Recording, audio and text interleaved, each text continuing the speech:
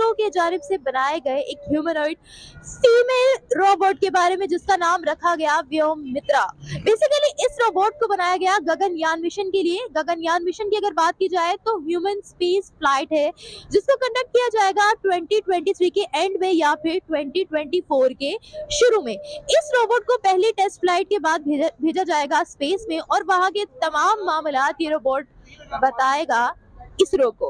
इसके अलावा किसी की भी मिमिक ये रोबोट कर सकता है, और स्पेस स्टेशंस में किसी भी सैटेलाइट का हाल बता सकता है कि इस वक्त वो सैटेलाइट कर क्या रही है।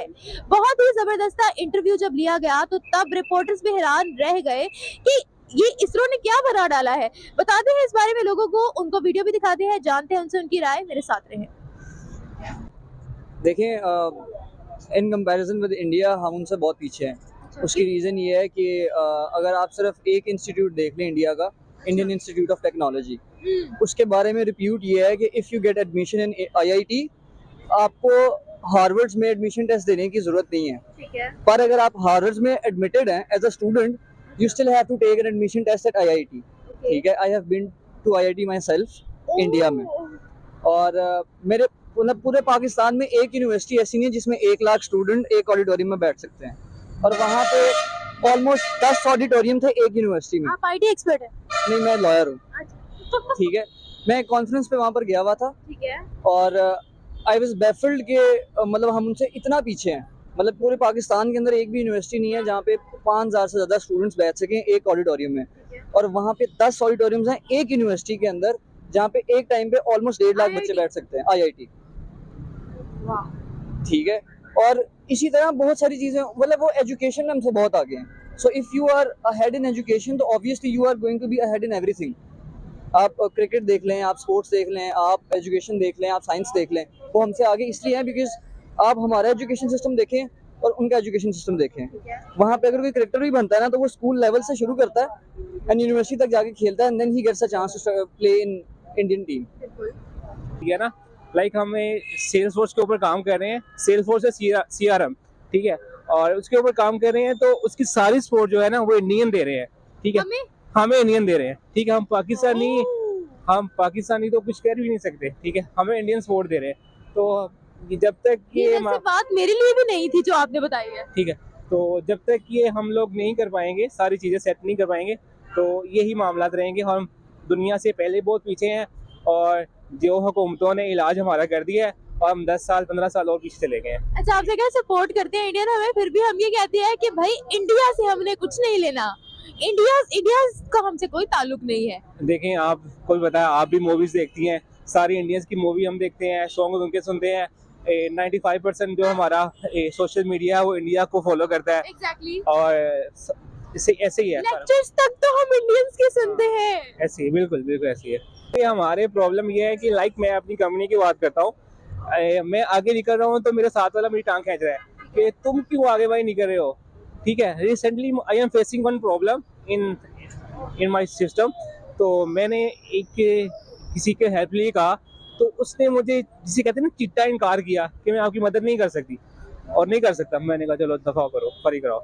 तो ये प्रॉब्लम है। और हम अगर इंडियन से, मैंने बिलीव माई वर्ड्स, अगर मैं इंडियन से जाके बात की ना कि मुझे बताओ, तो उसने मुझे फौरन हेल्प किया। ठीक है, उसने मुझे बताया है कि ये प्रॉब्लम है, आप इसको सही करो कि फौरन सही हो जाएगा, और दैट्स व्हाई वो फौरन से भी हो गया। और यही मामलात हैं, वो हमसे आगे भी हैं और वो आगे ही रहेंगे। आप ये देख लें, अगर हम करते हैं बात उसकी, लाइक उनकी माशियत की, इकोनॉमी की बात करते हैं, वो हमसे आगे है। बांग्लादेश हमसे आगे है, और हमारे नेबर जो है लाइक वो अफगानिस्तान, वो हमसे आगे है टेक्नोलॉजी में।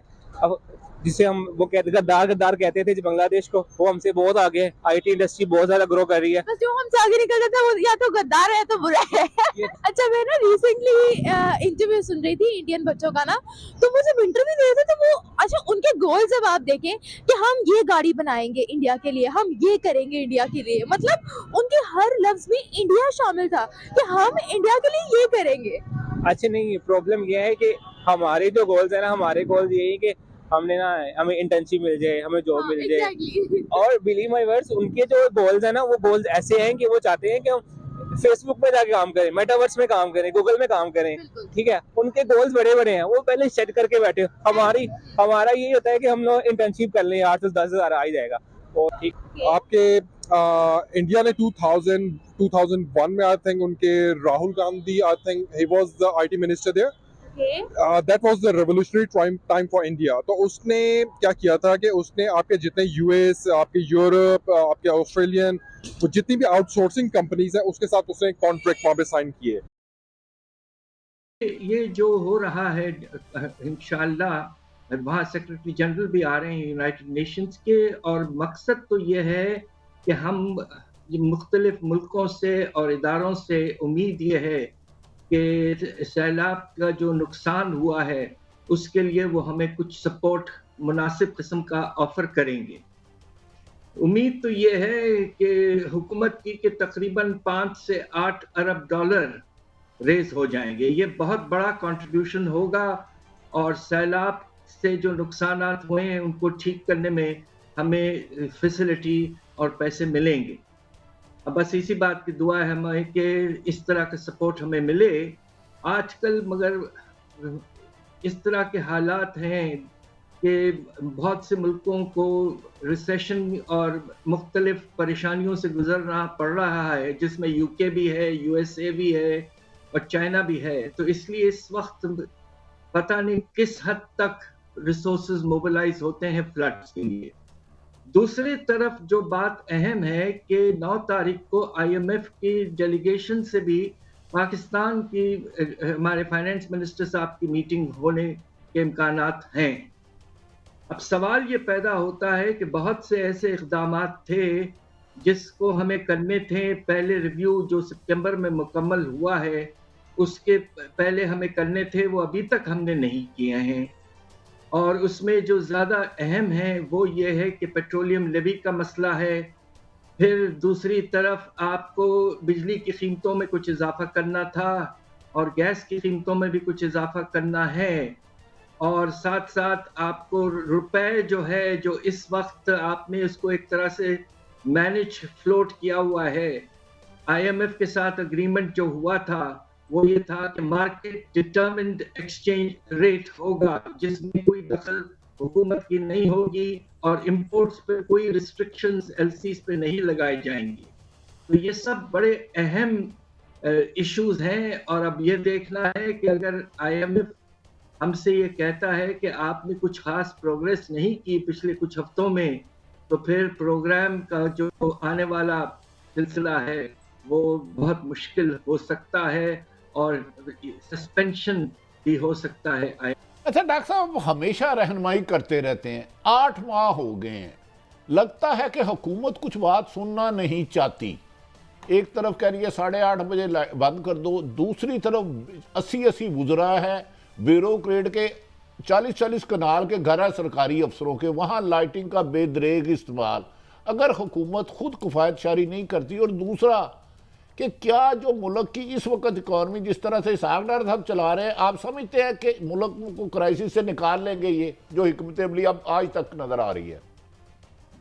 देखिए, मुझे अफसोस से कहना पड़ता है कि हम सबकी उम्मीद तो ये थी कि इस हुकूमत के आईएमएफ प्रोग्राम में वापस जाने के बाद हालात बेहतर होंगे, मगर ऐसा नहीं हुआ है। और उसकी सबसे बड़ी वजह जो आपने बिल्कुल ठीक फरमाया कि बजट में ये कहा गया था, इस साल के बजट रवा साल के, कि हम जो रोज़ाना के हुकूमत के खर्चे हैं उनमें सिर्फ 2% इजाफा होगा, मगर पहले 6 महीने में अंदाजा ये है कि 15% से ज्यादा इजाफा हो चुका है। तो मैं आपसे जो आज जो टॉपिक है हमारे पास, इसके अलावा कोई और टॉपिक है नहीं क्योंकि इतना बड़ा टॉपिक है, तो अपने व्यूअर्स को भी मैं बताती चलूं कि हमने इसके ऊपर तो बात की कि जो कुछ हो रहा है टीटीपी, तो अब हुआ ये कि 2 बड़े वाकयात इसरार साहब हो चुके हैं एक ही दिन के अंदर, और वो 2 वीडियोज आई और जिसमें फिर ये पता चला कि 2 आईएसआई के अफसरान को वहां पर पंजाब में, फिर उसके बाद जब पार्किंग लॉट में पहुंचे हैं तो उसी बंदे ने जो कि दहशतगर्द था उसने उनके ऊपर जो है वो गोलियां चला दी। और उनको मार दिया। अच्छा, अब कहा यह जा रहा है कि जो खुरासानी, लश्कर खुरासानी है, टीटीपी के आप जानते हैं नेटवर्क से ये सारे उनका ताल्लुक है, उन्होंने रिस्पॉन्सिबिलिटी क्लेम की। फिर इसी के साथ एक और वाकया अब ये हुआ कि एक और वीडियो बहुत वायरल हो रही है जिसमें जो दहशतगर्द हैं कलअदम तहरीक तालिबान, उन्होंने एक और ये कह रहे हैं बंदे को लटकाया और कह रहे हैं कि जनाब ये जो है एजेंसीज, पाकिस्तानी एजेंसीज का बंदा है और इसको हमने रखा हुआ, हम इसको मारेंगे, और फिर वो और भी बहुत सारी धमकियां दे रहे हैं। और अब ये बात सामने आई है कि उन्हीं की तरफ से एक और लेटर भी जारी किया गया है जो कि पॉलिटिकल पार्टीज जो हैं उनको धमकाया गया है और उनको कहा गया अगर तुमने हमारे खिलाफ किया तो तुम्हें भी जो है वो हम ये करेंगे। तो इसरार साहब, ये सब सिचुएशन आपके सामने है और उसी के साथ हमारे अंदर के जो खास तौर पर पॉलिटिकल डिफरेंसेस हैं वो खत्म होने में नहीं आ रहे। आप इसको कैसे एलेबोरेट करेंगे, क्या कमेंट करेंगे इसके ऊपर? ताल्लुक है, मैं समझता हूँ कि ये सिचुएशन बहुत सीरियस है और ये हम पिछले काफ़ी अरसे से ये कह रहे हैं कि ये सिचुएशन बहुत सीरियस हो जाएगी, क्योंकि जिन लोगों के साथ भी मुज़ाकरात हो रहे थे और जिस तरीके से मुज़ाकरात हो रहे थे वो कुछ रिजल्ट्स यील्ड नहीं कर पा रहे थे और उसी वजह से ये मामला यहाँ तक पहुँचे। देखिए, ये जो हमारे अफसरान हैं जो शहीद हुए हैं, कि ये जो हमारी एजेंसीज हैं इनको हमने जिस तरीके से फोर्सी किया था, जिस तरीके से विजुलाइज किया था और जिस तरीके से ये काम कर रही हैं, ये अब फर्क पड़ गया हुआ है, क्योंकि जो उनका बेसिक फोकस था वो था पाकिस्तान का दिफा। वो फोकस जिस बुनियाद के ऊपर ये एजेंसीज बनाई गई थी वो वापस नहीं आता। उस वक्त तक हम ये चीजें जो हैं वो देखते रहेंगे और हमें दुख होता रहेगा। जी इसरार साहब, इसी में जो एक लम्हा फिक्रिया जिस तरह आपने कहा, हम ये देख रहे हैं कि जो पॉलिटिकल डिफरेंसेस हैं वो नहीं खत्म हो रहे, और इसी तरीके से हम ये भी देख रहे हैं कि बहुत सी ऐसी ऑडियोज और वीडियोस निकल रही हैं जिस पे जो है वो इल्जामात भी लगाए जा रहे हैं। बल्कि मैंने देखा कि आपने एक चंद लोगों के, जिस तरह के आदिल राजा की जो उन्होंने बात करते हैं, हमने भी उनकी बात की। तो इसको आप कैसे देख रहे हैं कि ये जो सारा सिलसिला चल रहा है तो क्या इसका निकलेगा, क्या होगा? ये एजेंसीज जो हैं ये इतने बड़े बड़े लेवल पे सिर्फ ये काम कर रही थी कि लोगों की वीडियोस बना रही थी, ऑडियोज बना रही थी और गंदी वाली बना रही थी। अब क्या आप अपने यंग जनरेशन को क्या मैसेज दे रहे हैं? किसी को ये ख्याल है? क्या हमारी सुप्रीम कोर्ट को ये ख्याल है कि पाकिस्तान का जो एक मॉरल फैब्रिक है वो किस तरफ जा रहा है?